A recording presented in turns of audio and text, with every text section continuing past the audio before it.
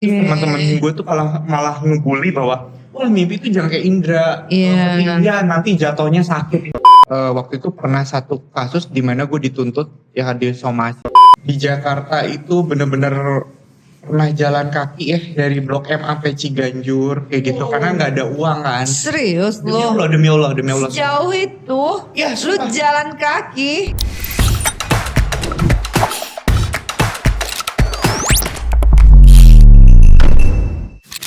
Assalamualaikum warahmatullahi wabarakatuh. Selamat datang hari ini di Podser Uni, podcast seru bareng Uni.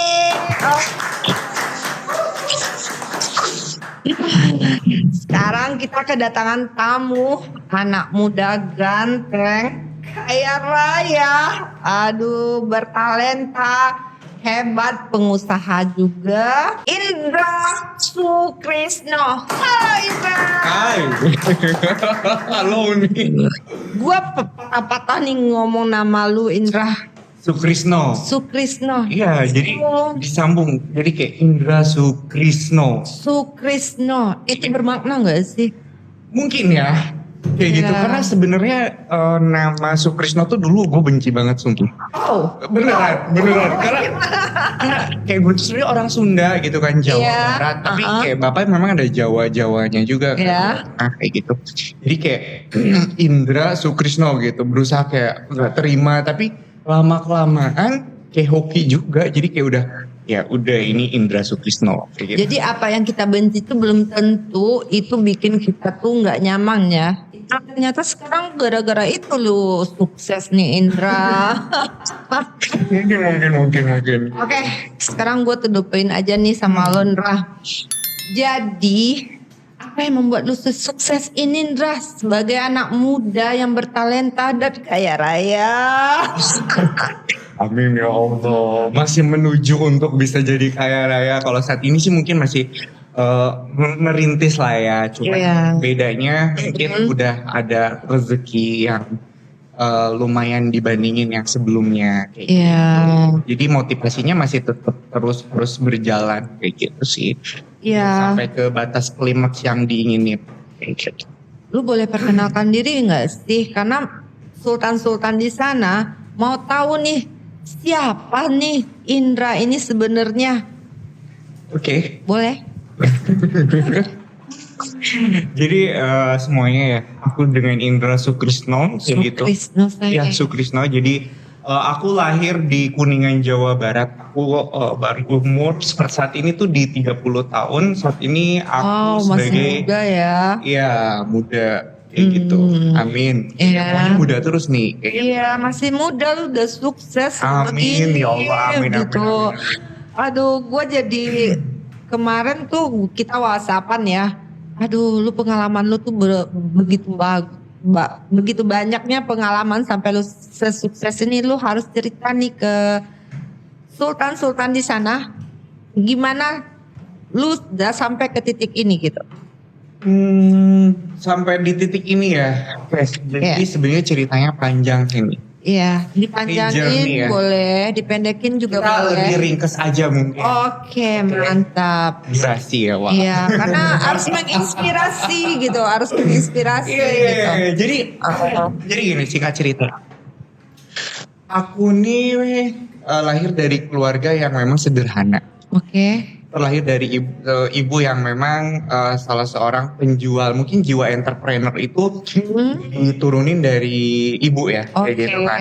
Jadi dia salah seorang single parent.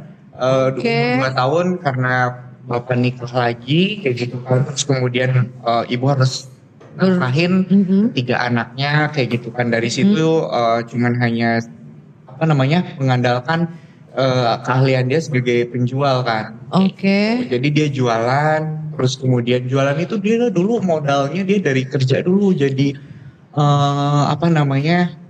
ngebantuin kakaknya kayak gitu. Oke. Kerja mungkin boleh dikatakan sebagai asisten rumah tangga lah ya, Oke. kayak gitu di kakaknya kayak gitu. Terus kemudian habis itu ada gaji dikumpulin, akhirnya dia pulang kampung. Terus Iya. kemudian ibuku jualan kayak gitu, jualan keliling kayak Iya. gitu kan. Terus kemudian kalau sore kebetulan adiknya punya angkot gitu, sore nyuci mobil angkot kayak gitu. Oke. Dari situ akhirnya dari jualan keliling sampai dia akhirnya punya warung sendiri, punya toko sendiri gitu.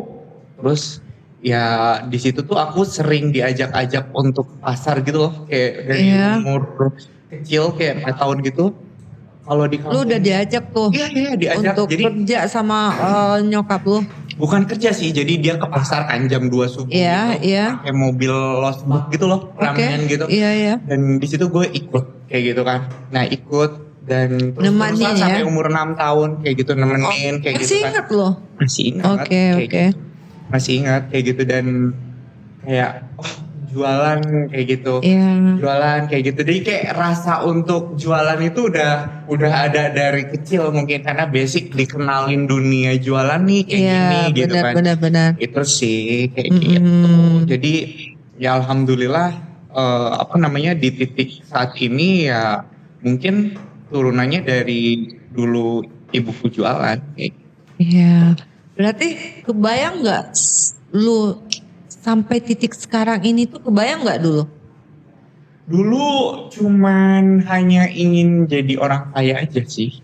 Udah Tuh. membayangkan. Ini orang-orang yang bercerita di podcast Uni ini, teman-teman Uni tuh sama banget peristiwanya sama Uni ya. Kita tuh karena dari orang susah ya, selalu kepengen jadi orang kaya ya. Bener. Karena mindset kita tuh nggak ada lagi, kalau kita nggak kaya kita nggak bisa menjalani hidup nih. Kebayangnya seperti itu gitu. Betul. Bener nggak sih Indra? Bener. Nah, gimana prosesnya dari lu dulu sampai sekarang nih, gimana prosesnya? Kan lu punya cerita nih gitu. Iya. Jadi memang dari kecil tuh memang ingin kaya nih gitu kan. Udah beda dari anak-anak yang lainnya. Iya, benar. Udah jualan terus kemudian ke sekolah jualan es kayak gitu kan. Oke. Jualan es ke sekolah kayak gitu terus kemudian ditabung terus kemudian pas SMP SMK itu kayak nganterin mama ke pasar itu dari kecil sampai SMK tuh. Oh. Jadi gue nganterin mak gue tuh kalau dulu naik mobil losbak pas masih kecil jam 2 subuh kayak gitu kan. Nah pas SMP itu udah bisa bawa motor jadi pakai motor kayak gitu sampai SMK terus dikasih uang jajan tuh ditabungin kayak gitu terus ikutan arisan terus akhirnya dijadiin modal kayak gitu sih. Iya. Itu sini terus kemudian gue pas SMK itu pernah bercerita ke teman sekelas bahwa oh ya gue pengen jadi salah seorang marketing properti gitu kan. Wow. Terus dulu kan ada Penny Rose tuh yang kayak Agung Sedayu, Podok. Iya, benar. Bereksplor bahwa gue harus bisa jadi salah seorang sales properti yang handal gitu kayak gitu. Oke. Terus teman-teman gue tuh malah ngebully bahwa wah mimpi itu jangan kayak Indra. Iya. Iya nanti jatuhnya sakit kayak gitu. Benar. Serius sampai detik ini tuh gue kayak ditulis bahwa gila ya gitu kan. Tapi ya semuanya gue raih semuanya kayak gitu. Sampai lu di titik sekarang, banyak nggak pengorbanan yang lu berikan untuk pencapaian lu ini? Banyak banget nih kayak gitu. Ya. Pengorbanan. Itu gila deh kayak roller coaster banget pokoknya kayak gitu. Dari mulai aku ke Jakarta terus kemudian di Jakarta itu bener-bener pernah jalan kaki ya dari Blok M sampai Ciganjur kayak gitu karena nggak ada uang kan. Serius Demi Allah. Sejauh itu Ya, lu sumpah. jalan kaki? Blok M ngelewat Blok M terus kemudian Kemang Raya, Kemang Ampera, terus Kemang Timur, terus Cilandak, Jagakarsa. Nah itu gue ngontrak di daerah Jagakarsa. Tahun berapa? Kayaknya 2012 deh. 2011 Oh 2012. 2011. Apa yang lu pikir kan waktu lu jalan dari Blok M sampai ke Jagakarsa itu? Gue mikirin gini, gue pengen punya sopir, terus kemudian gue punya mobil pribadi kayak gitu dan gue afirmasi seperti itu nih. Oke. Dulu tuh handphone masih BlackBerry ya. Iya. Aku jalan kaki sampai akhirnya sampai Ciganjur tuh dari itu gue ngelamar kerja karena duit gue harus diirit-irit dong nih. Iya. Bener-bener apa nih selangkangan gue tuh karena pakai celana jeans jalan kaki kan jadi kayak baret-baret gitu loh. Iya. Sampai sebegitunya kayak gitu. Iya. Tapi gue sambil ngetik loh, suatu saat gue pasti bakalan ada sopir pribadi. Iya, ketahuan nih mobil, sekarang. kayak gitu. Iya. Itu gue ya udah gue nikmatin aja jernih perjalanan gue gitu kan. Gitu terus kemudian pas lapar di Ciganjur itu ada masjid, gue nyampe ke situ ada makanan kayak gitu. Iya, Kayak gitu-gitu, benar-benar. pokoknya perjalanan yang memang bener-bener gila. Kalau ingat Benar-benar. ke 10 tahun ke belakang kayak Itu di umur berapa sih? 18 tahun Lu kuliah? kuliah. Kuliah. Waktu itu tuh udah tamat kuliah ya? Belum dong, itu Belum. SMK. Oh, SMK, terus kemudian pergi ke Jakarta, dari Jakarta baru gue ke Cikarang. Oh, Gitu. oke. Dari situ kerja jadi buruh pabrik. Buruh pabrik. Yes, digaji 2 jutaan salah satu pabrik. Terus kemudian dari buruh pabrik tuh gue mikir ya gimana cari tambahan, akhirnya gue jualan kopi, jualan Indomie kayak gitu kan. Dan akhirnya dari hasil itu buat makan sehari-hari, dari gaji tuh gue ngumpulin untuk masuk ke universitas kayak gitu. Berarti Ambil kelas karyawan. Berarti lu waktu lu kuliah lu cari duit sendiri dong? Oh iya, dan itu ngambilnya bukan reguler, ngambil kelas karyawan kayak gitu. Kenapa lu memutuskan lu harus ke Cikarang? Waktu itu benci banget sama Cikarang, kayak Cikarang gitu kan. Nah, dan akhirnya sekarang apa aja yang kita benci, ini selalu melekat di diri lu. Simpulkan ya. Kok ada poin yang disimpulkan. Kenapa lu benci banget dengan Cikarang? Ya kan kayak Cikarang kayak gitu, kayak pabrik. Dan ternyata pada saat udah di sana tuh kayak pabriknya tuh, kawasan industrinya tuh yang nggak kaleng-kaleng, dalam arti kata rapi gitu kan. Rapi, dan di situ internasional, banyak ekspor lihat kayak Jepang, Korea kayak gitu kan. Dan terbesar, dan industrinya tuh nggak kumuh, bener-bener yang rapi. Dan di sana tuh kawasannya itu justru malah lebih gitu juga sih, karena Cikarang banyak ekspor. Iya benar, karena di sana banyak pabrik, sekolah juga. Betul. Pabriknya lebih ke internasional dan bukan lokal, dan itu banyak ekspatriat sih gitu. Iya benar. Nah, gue dulu sekolah di Cikarang juga. Benar.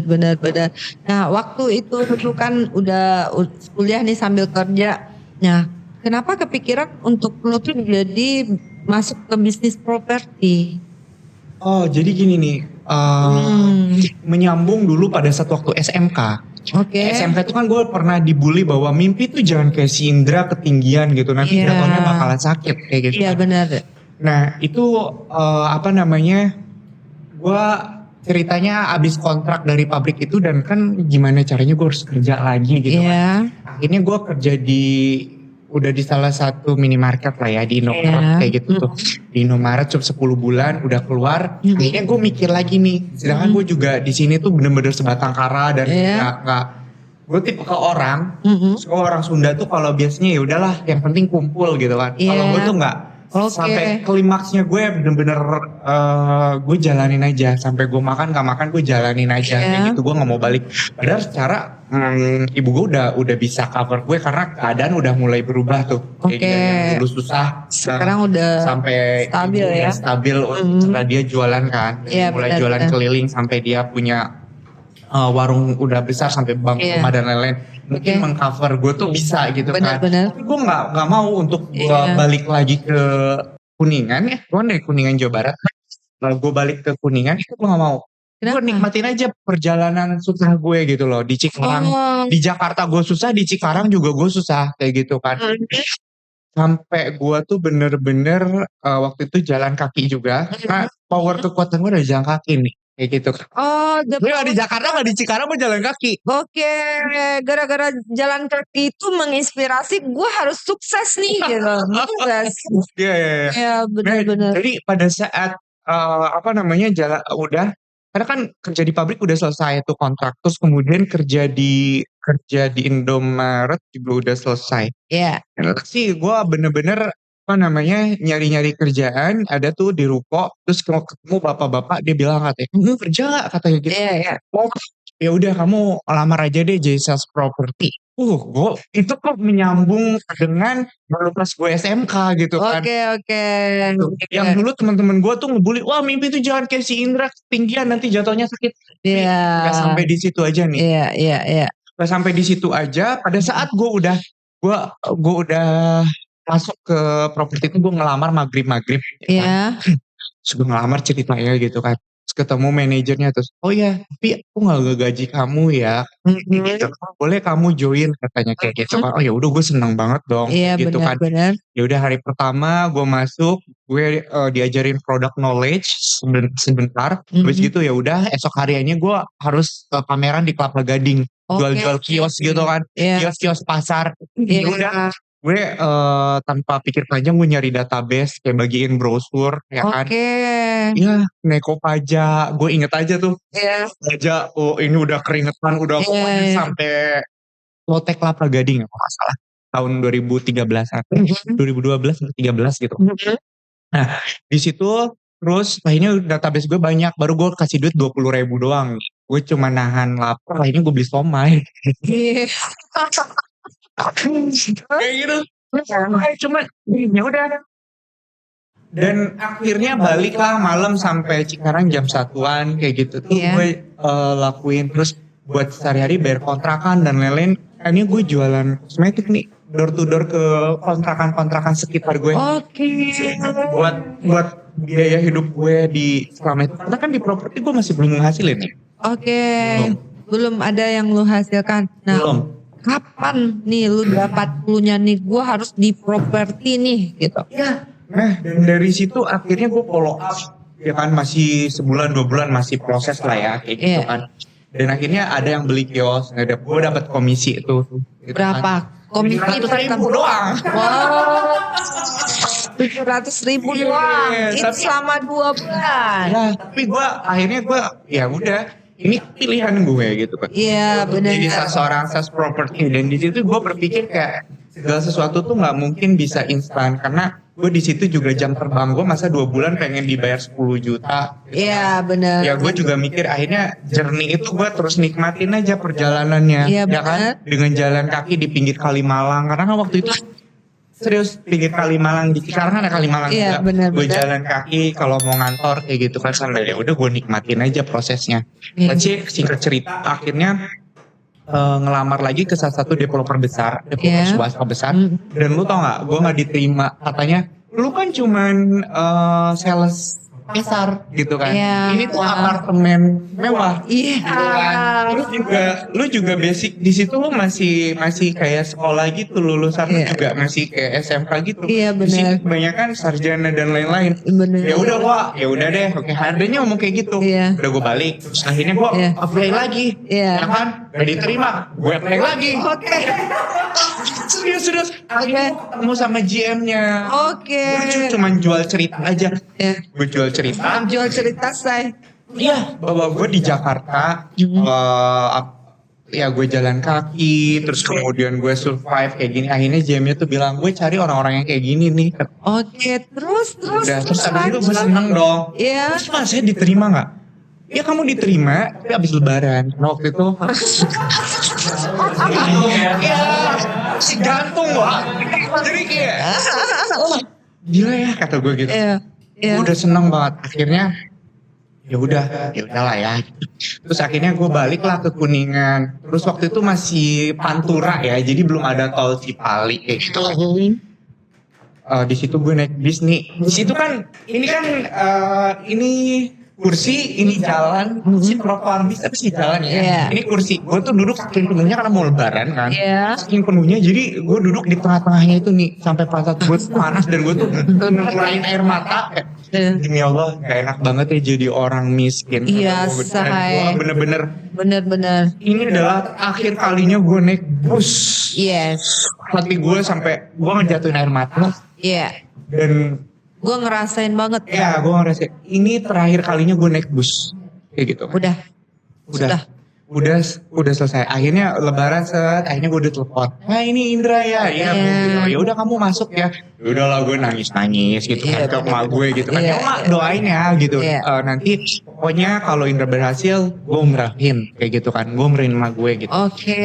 Dan akhirnya welcome to the jungle gitu kan. Ya udah. Iya.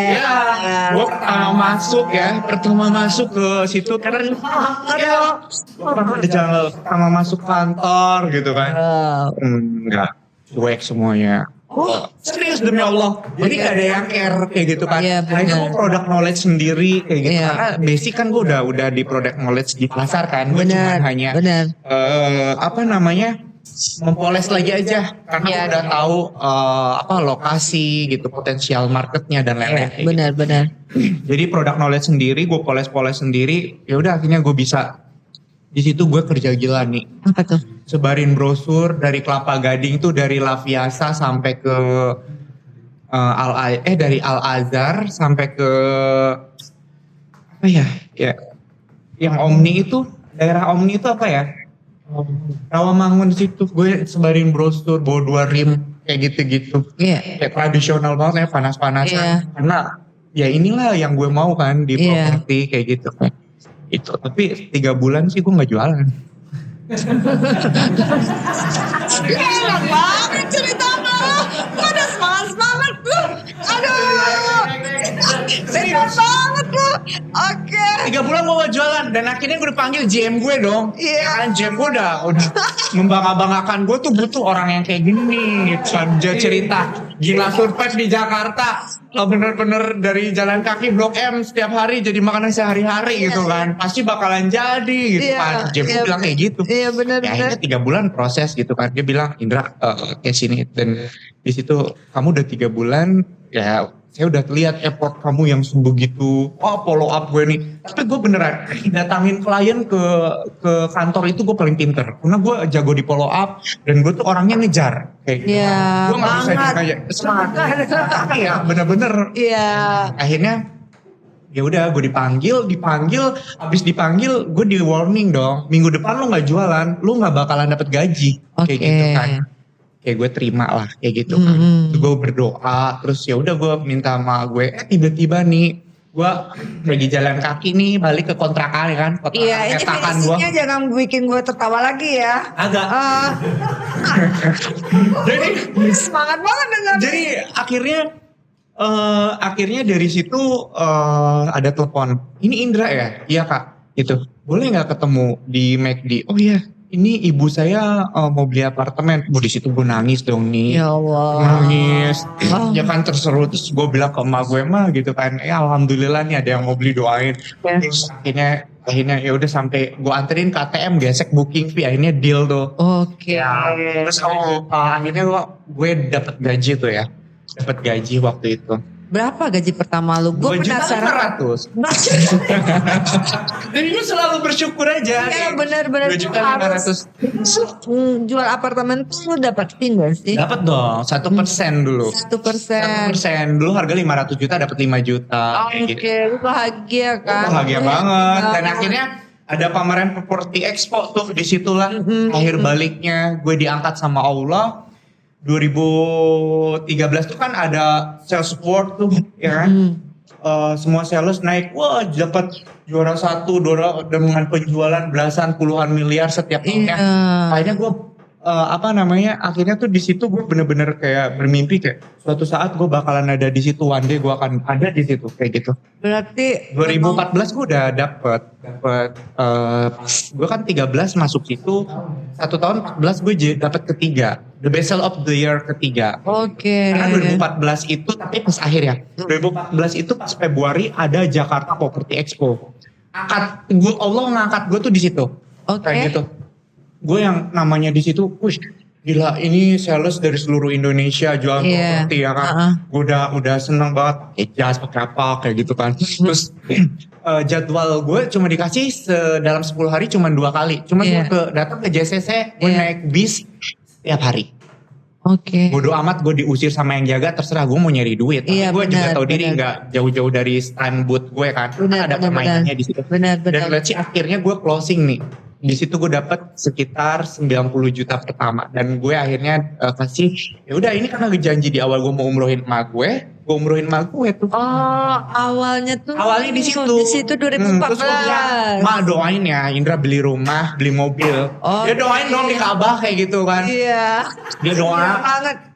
Doanya tuh gak tahan ya, beli rumah, beli mobil. Dan let's see, beneran di 2015 tuh gue beli rumah dan 1 mobil. tahun. Mobil Toyota Altis, ya kan? Itu gue beli. Belum apart yang kemarin. Itu mah Kita masih nanti. Waktu dia ajak gua makan dong. Jadi bener-bener ya udah alhamdulillah tuh. Udah kebeli tuh rumah sama mobil. Udah di 2015. 2015. Kayak gitu. Terus dapat dari doa mak lu. Terus di mana nih lu bikin usaha sendiri tuh gimana ceritanya?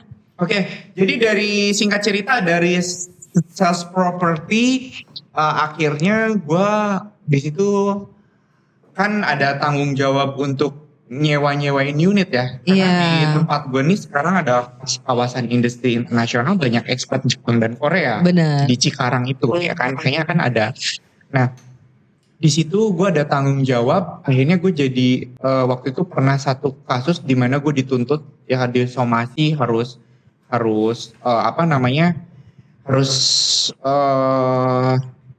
nyewain unit itu gitu kan. Dan akhirnya dari situ ya udah gue bener-bener jadi agent. Dari agent properti akhirnya temen gue bilang katanya cuy lu kayaknya di interior deh, kayaknya lu bisa deh di interior kayak gitu. Nah dari situ nih, jadi 5 tahun gue kerja jadi sebagai sales property. Yes. 5 tahun tuh gue sebagai sales property dan gue tuh pernah waktu itu ditawarin sama karena beberapa temen yang di properti itu tahu kualitas dan value gue kan. Iya gitu. benar. Selama 5 tahun tuh gue best sales of the year terus tuh. Yes. Kayak gitu dan ketiga, kedua, ke satu kayak gitu kan. Nah kayak gitu dan gue ditawarin di promo jadi manajer kayak gitu kan. Terus dari supervisor manajer gue nggak mau kayak gitu. Gue tetap di sales karena gue berpikir ini hanya sebagai jembatan gue nyari satu klien link karena otomatis di sales property orang-orang kaya semua dong yang beli apartemen gue gitu kan, yang gue jual gitu orang kaya semua. Di situ mulailah gue buka otak gue bahwa ini tuh sebenarnya link gitu kan, pasar gue di sini yang pertama itu. Yang kedua karena gue udah punya database gitu kan yang jelas. Yang kedua kalau gue mau bisnis pun database gue udah jelas di situ ada mereka trust ke gue dan gue ada value, mereka udah tahu value gue apa. Iya benar. Itu sih makanya gue nggak mau jadi profesional di bidang kayak manager lalala. Ya gue milih untuk jadi wirausaha, entrepreneur gitu kan. Yang akhirnya menyambung singkat cerita temen gue bilang lu ini aja jadi jadi interior gitu kan. Akhirnya ya udah gue berpikir gue nggak sekolah di desainer, gue nggak sekolah di arsitek gitu kan. Gue nggak sekolah di desainer, gue nggak sekolah di arsitek, tapi alhamdulillah saat ini arsitek dan desainer gue tuh dari lulusan universitas terbaik semua. Wow. Iya. Benar. Dan itu gue jadi tahu, maksudnya banyak ngajarin mereka juga. Padahal gue nggak sekolah di dunia itu kayak gitu kan. Didikan mama yang memang seorang yang SD aja nggak lulus, tapi anaknya bisa saat ini punya di titik ini gitu. Iya benar. Punya salah satu company meskipun ya kecil kayak gitu kan.